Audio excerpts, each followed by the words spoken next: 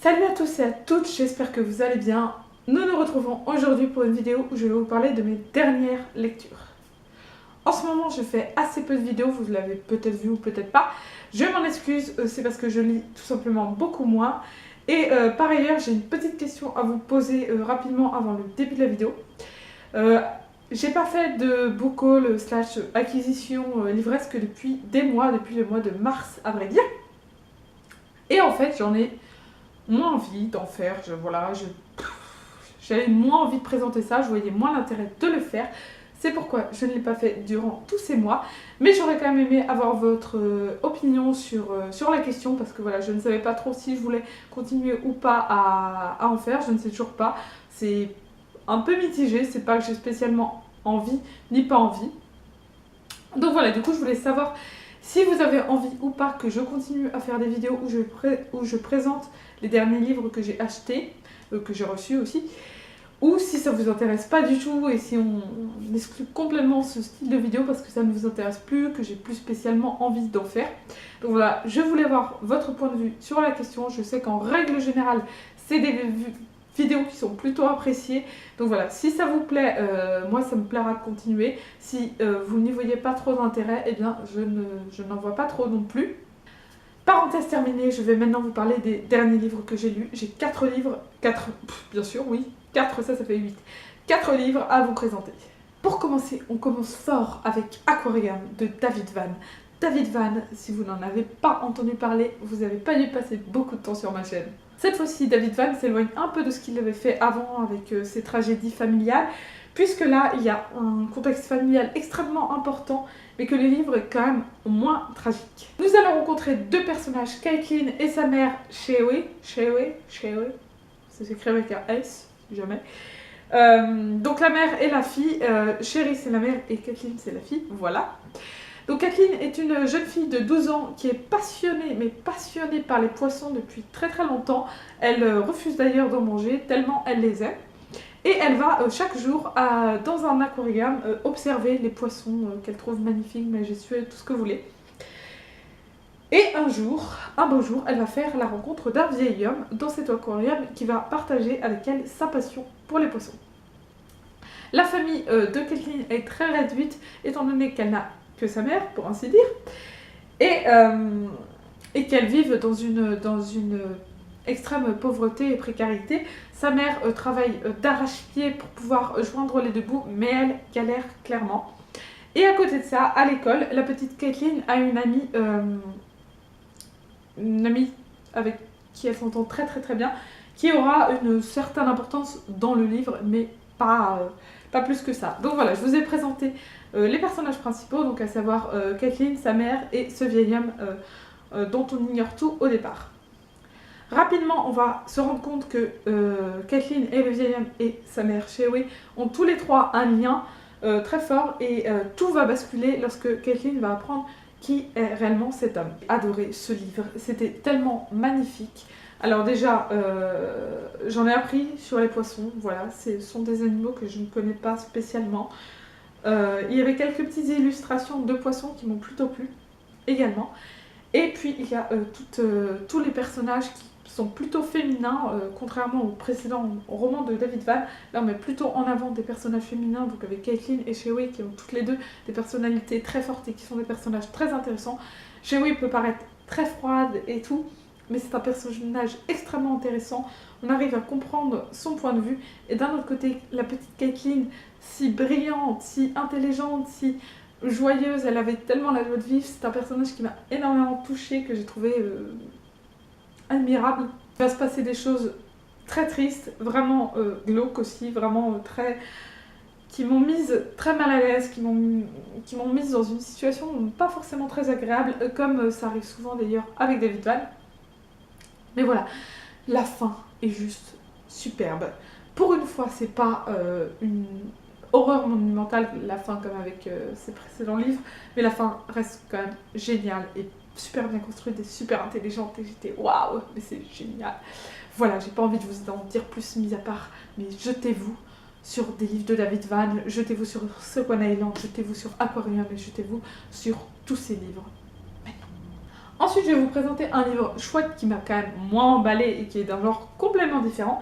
Il s'agit du premier tome de L'apprenti épouvanteur de Joseph Delaney. Donc c'est un livre dont vous avez très certainement entendu parler puisqu'il est extrêmement connu. Nous allons suivre Thomas Ward qui est le 7e fils d'un 7e fils et qui va devenir apprenti de l'épouvanteur. L'épouvanteur, lui, a pour mission de chasser toutes les mauvaises créatures, on va dire, notamment les sorcières, par exemple, et les gobelins aussi, de les chasser, de les entraver, de les empêcher de nuire aux autres, et de faire régner le calme dans cette ville et les villes alentours. Et donc Thomas va devenir son apprenti et apprendre tout le mécanisme, justement, pour devenir un épouvanteur. Seulement, il va faire une erreur de débutant, mais une erreur quand même très importante, puisqu'il va libérer une sorcière extrêmement puissante et extrêmement dangereuse surtout, et qu'il va devoir l'affronter. C'est un roman que j'ai bien aimé, ça met en place les personnages centraux de l'histoire, donc l'épouvanteur, son apprenti et quelques autres aussi. Et j'ai trouvé ça très jeunesse quand même, le tout. Je pense que j'aurais dû le lire il y a quelques années, quand j'étais plus jeune. J'aurais bien plus apprécié. Parce que c'est vrai que là, j'ai trouvé le style extrêmement jeunesse.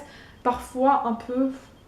ouais, sans plus. C'est pas que c'est mal écrit, loin de là. C'est juste que c'est très jeunesse et que j'ai 24 ans. Donc maintenant, forcément, quand un livre est écrit avec un style très jeunesse, je vais le remarquer de suite. Néanmoins, l'histoire est sympa. Je me suis laissée prendre à l'histoire et j'ai très très envie de découvrir la suite. C'est un roman c'est une saga qui me paraît quand même plutôt intéressante et que je vais très certainement poursuivre.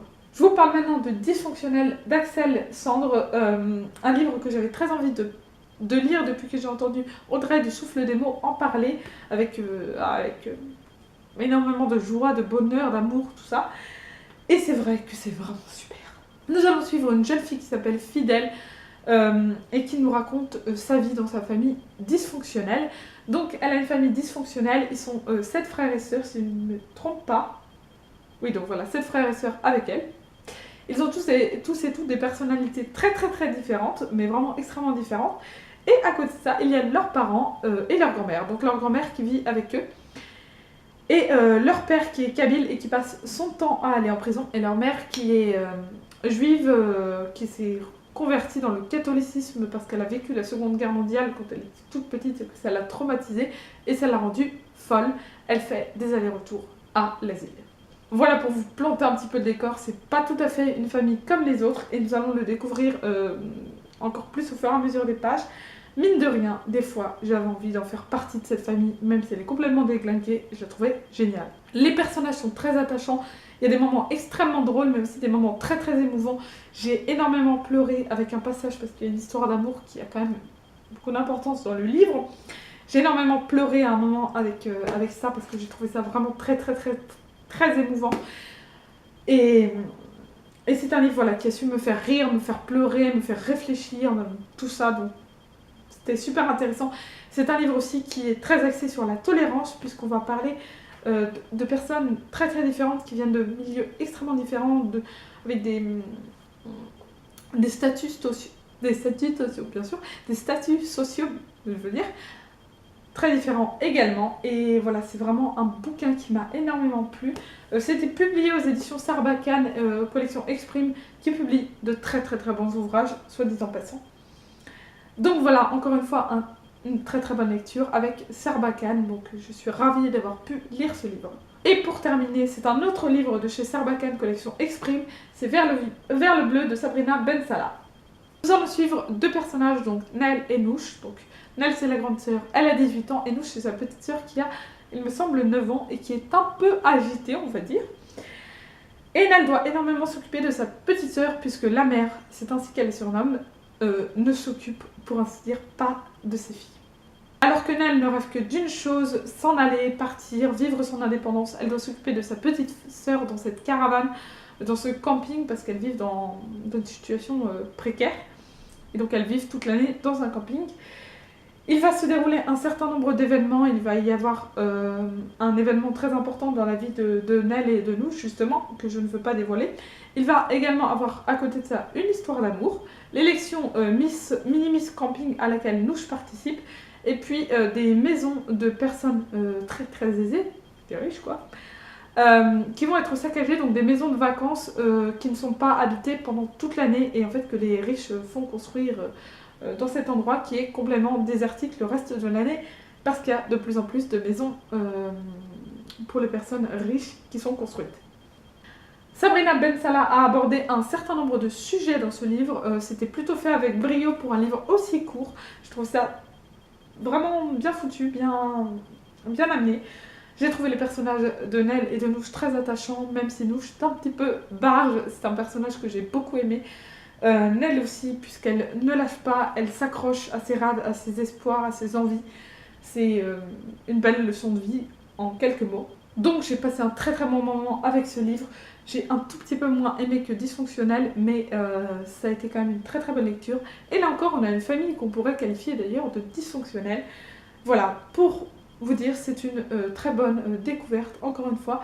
Je vous invite, si vous avez l'occasion, à découvrir la maison d'édition Sarbacane. D'ailleurs, là j'ai emprunté les livres à la médiathèque, on peut les trouver très facilement. C'est une très très bonne maison d'édition. Si vous ne connaissez pas, que vous aimez la littérature jeune adulte, ça pourrait vraiment vous plaire, c'est vraiment cool. Voilà, c'est tout pour cette vidéo, j'espère que ça vous aura plu.